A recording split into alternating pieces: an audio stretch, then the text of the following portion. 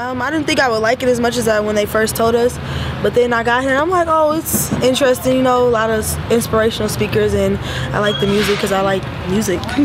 I was excited maybe more about people speaking than the musical part. I like the musical guests better because I like music more than Fifth Harmony and the Jonas Brothers.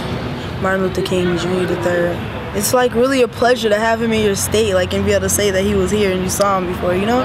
Martin Luther King Jr. III and Jack Jablonski, that dude. Spencer West said something about, what was it? It just makes you more motivated afterwards to do more. A lot of the speakers said is just because we're kids, it doesn't mean that we can't make a difference. Like, and yeah, that's really empowering and very inspiring.